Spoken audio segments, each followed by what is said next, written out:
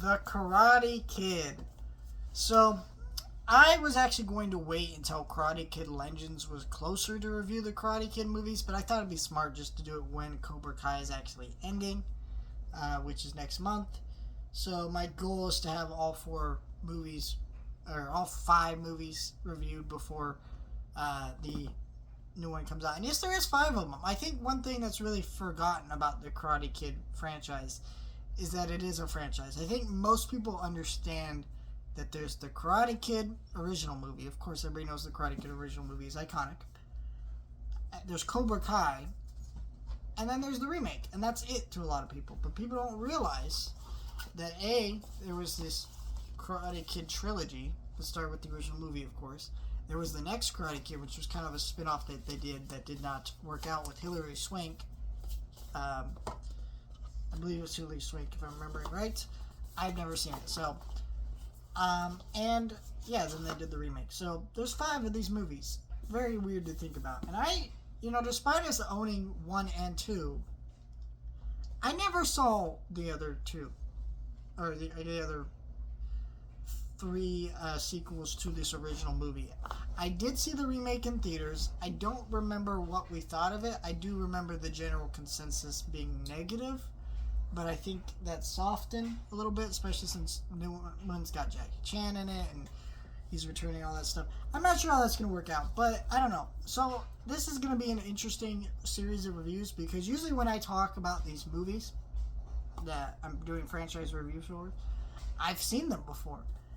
This year is actually going to be the year that I have not seen a lot of these franchises I'm going to be talking about. I'm going to be talking about Final Destination for the first time. Never seen any of those. I'm going to be talking about Naked Gun. I've seen the first Naked Gun, never seen the other two. So it's going to be an interesting year for franchises I'm going to be talking about. But Karate Kid 1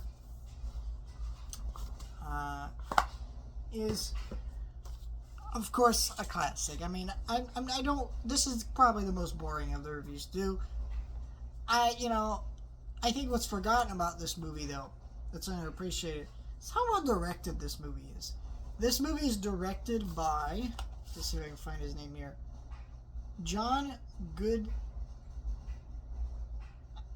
Evans. I'm sorry if I pronounced that last name. I believe he directed at least the first Rocky, or at least one of the Rocky movies. Can't remember. But and so this is like Rocky for kids, this movie. It's a very sincere drama. Of course, there's a lot of fun in it, because it's a kids movie in the 80s. But it also feels a lot more sincere, where this is a story about, a kid that's in need of a father who's needing a son, and they all kind of find this balance through karate in this weird way. And so it's really a wonderful movie. Ralph Macchio is great. Mr. Miyagi's, I'm forgetting his actor, is really great in this film as well.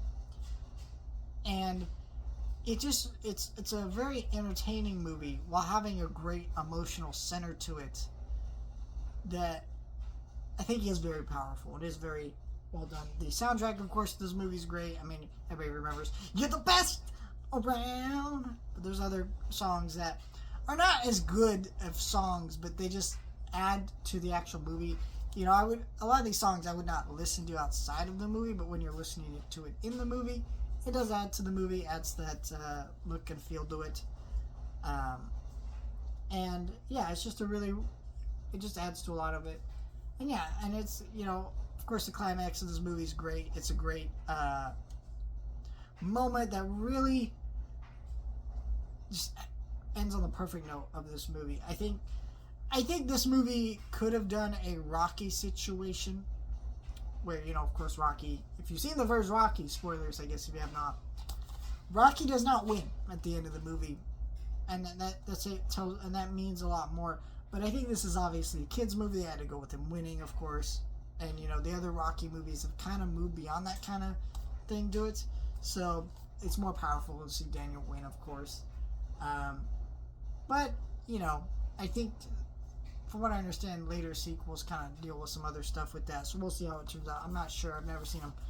But yeah, it's a really solid first entry that has a great emotional center to it, great performances, great soundtrack, and it's just really well directed. I think it's just such a touching movie that I feel like, even though this movie, of course, is very 80s, I mean, you just look at everyone's outfits, the music, the culture in the movie represented, right? It still is the classic that still holds up, where the emotional center will always still resonate with people. And then, so I think there's people who watch this movie today and still, for the first time, really love it. And I think it's easy to see why. It's a great movie. But that is The Karate Kid. So stay tuned for my review next week of The Karate Kid Part 2.